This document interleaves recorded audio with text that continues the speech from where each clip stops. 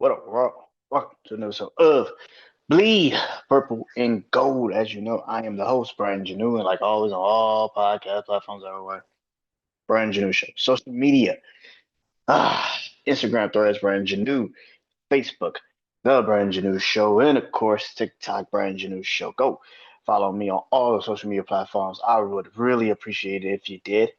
Um, really, where you go is the YouTube channel, man, Brandon Janeau Show. YouTube channel, man. Go subscribe, comment. I do try to comment back when I see the comments. Like the vids, like the shorts. It helps in the algorithm. Comments also help in the algorithm. I would appreciate it if you did. So let's get into it, man. Like I said, this is Bleed Purple and Gold. This is my podcast series where I talk about the LSU Tigers football team. Um, LSU second loss. Their second loss in 3 games, by the way. So yeah, we lost today on the road to Vanderbilt, 31-24. Um,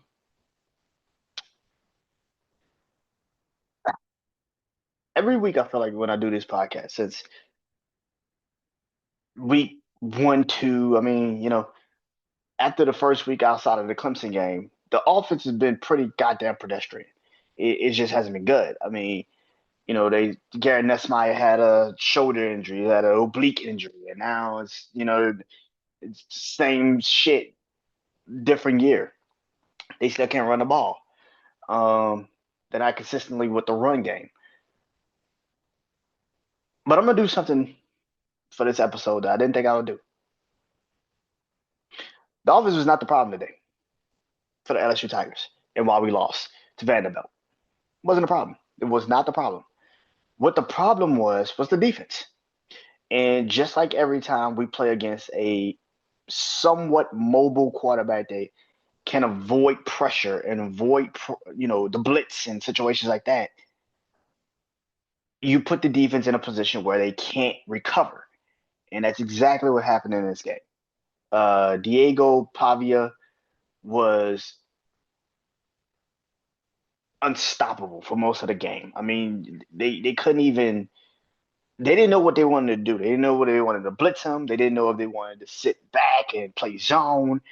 They didn't know what to do. And when he was trying to move, he pretty much moved. He got the hell out the pocket. He evaded pressure. I think LSU only had maybe 1 or 2 sacks in the entire game. Um, he, yeah, the Vanderbilt offense was just better than LSU at in this game. And sometimes you're just watching this game and it's blown fucking coverages, like super blown coverages, and you're just like, and again, that is the kryptonite of an LSU team, especially LSU defenses, is when they play against certain teams like Vanderbilt and that quarterback, they cannot stop a mobile quarterback, and that's been LSU's demeanor for years. Um, the reason why we lost to Texas A&M last year is because we could not stop Marcel Reed. Couldn't stop him for shit. We just couldn't stop him. Um, this game was exactly the same way. I mean, for LSU's offense, we moved the ball. We did exactly what we needed to do. I mean, we only led in the game. We only led in the game 2 times. The first drive, we kicked the field goal, and then we came back and scored 10 points. We scored a touchdown right after they scored their first touchdown. And after that, we were down the rest of the game, and we could never make up the difference. There were times where we offensively we would shoot ourselves in the foot with penalties. And with a guy like Garrett Nussmeier who's having a bit of an ankle injury, and we knew he had an ankle injury, we just did not do what we needed to do to win this game. Am I mad at this? Not really. LSU this season was dead in the water after losing to Ole Miss. Yeah, could they have won the next couple of games? Could they have rolled off and wheeled off and won some of these games? Yeah, but the injuries are starting to pile up on LSU. No weeks, no win weeks today, so that really hurt us in a linebacker situation. This team just did not they didn't perform the way we needed to defensively. I would say this again, defensively. Offensively, we had some moments. bad situations. It was a really bad situation offensively. I mean, defensively. Defensively, we just didn't do what we needed to do to contain Diego Pavila, but it is what it is. That dude's like a little bit shorter than Johnny Manziel. So I can understand why it's hard to kind of contain him. Dude's like literally Johnny Manziel. He's 5'10" as a quarterback in the SEC. So it kind of catches you off guard with trying to get him. But yeah, man, I'm watching that game. I was just like,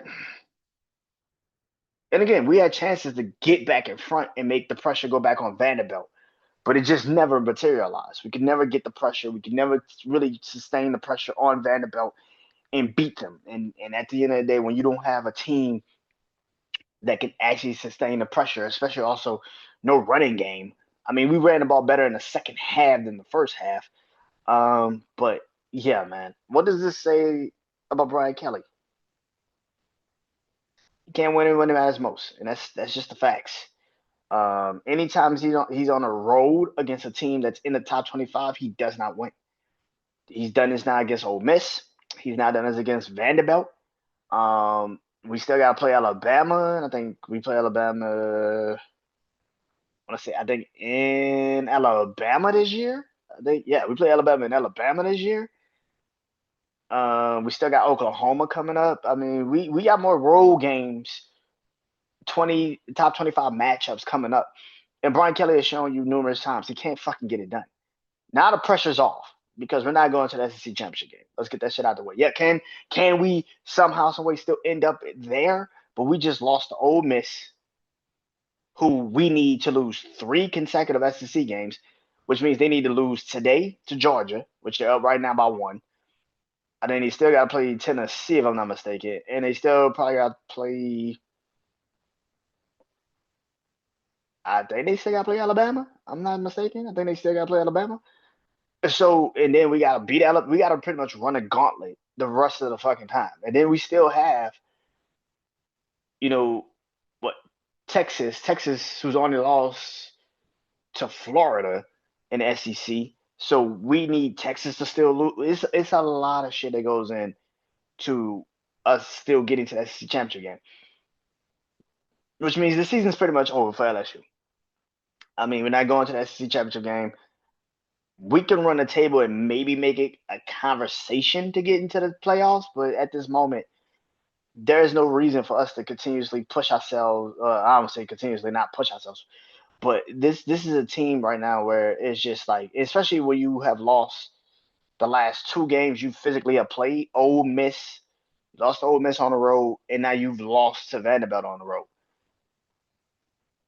And the only game you won in the last couple of weeks is South Carolina. So in 2 of the 3 weeks you've played, you've lost on the road. Yeah, this is not good. This is not a good situation. Um, what does this mean about Brian Kelly? I've been very open and said Brian Kelly's just like James Franklin, and that James Franklin and and Lane Kiffin and all these other head coaches. They may be able to build something. They can't win shit when it matters most. And that's literally what they are. They can win it, they can build it, but they can't win it. Brian Kelly in his 4th year of LSU was the first year they started undefeated in his entire time. He's been a head coach at LSU. In the last 2 out of the 3 games he's played, he's showing us why he has not been a successful head coach at LSU. This ain't Notre Dame, bro. This ain't Notre Dame. This ain't Cincinnati. This is the SEC. If you cannot win games where you're on the road and your offense can't fucking run the ball, and the crazy part is we only got good at the running game when the starting left tackle got fucking hurt. This team is just this. This is it. This is not it, man. Garrett Nussmeier has completely and utterly fucked his draft stock up. The rest of the season, all he needs to focus on is trying to get back into the top something of the quarterback conversation. Because as far as I'm concerned, if I'm a team that's drafting a quarterback this upcoming draft, I'm looking at motherfucker. Uh, I'm looking at shit. I would trade. I would, even though he's 5'10", Diego Pavila from Vanderbilt would be a fucking pick for me more than Gary Nussmeier. You know why? Because he can fucking make plays.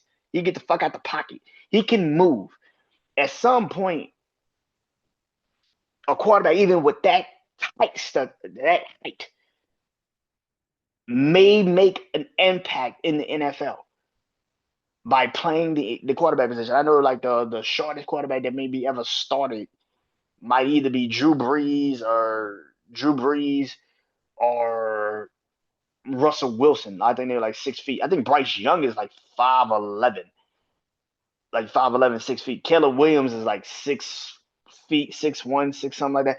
But 5'10" is a crazy height to be in the SEC playing football. Like that is nuts. And like I said, Johnny Manziel was small as shit, and Bryce Young was very small, but never to that extent. Um, but Gary Nussmeier, yeah, man, his draft stock is took such a fucking hit. It's unreal. And for Brian Kelly, the rest of the season, all you need to do is focus on trying to keep your fucking job because you literally just saw Penn State fire James Franklin because he couldn't get it done. LSU has had you for 4 years, and we have been either the fourth or fifth best team in the SEC.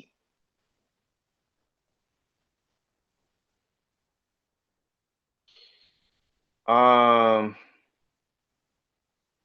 never got who to play next week. I think it's Texas A&M, if I'm not mistaken. Like, got a goddamn talent right here. I can check and see. Let me see. Hold on. I already wrote the shit down. I already know it's on here. Gotta just find it. Um, but yeah, man. Listen, man. Let me see. Hold on.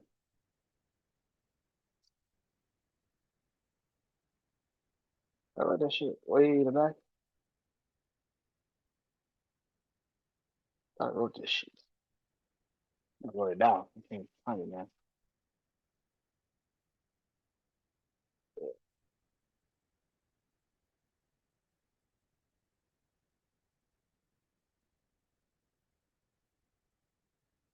My phone.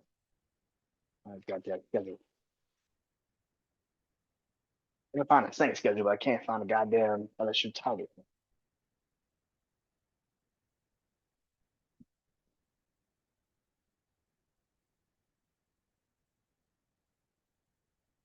Yeah, trying to find his goddamn schedule. Lord have mercy. I want to say Texas A&M next week. I can't remember though. Might be Texas A&M if I'm not mistaken. How much stuff I write in this goddamn journal. Lord have mercy.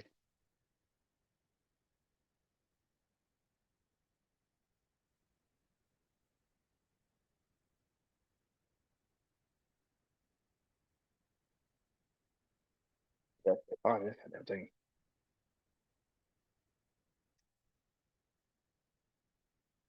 No, I wrote it down. No, no, I'm not tripping.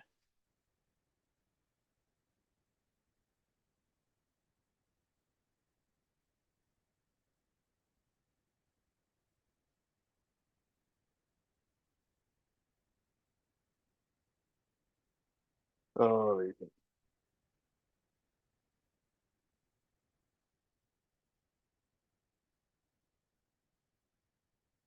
God damn.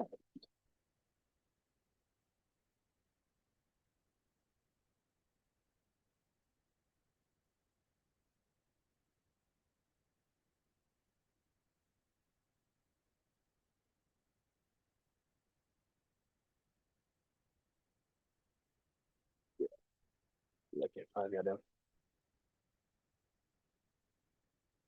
Yeah, I can't find the goddamn schedule for nothing now. Holy shit.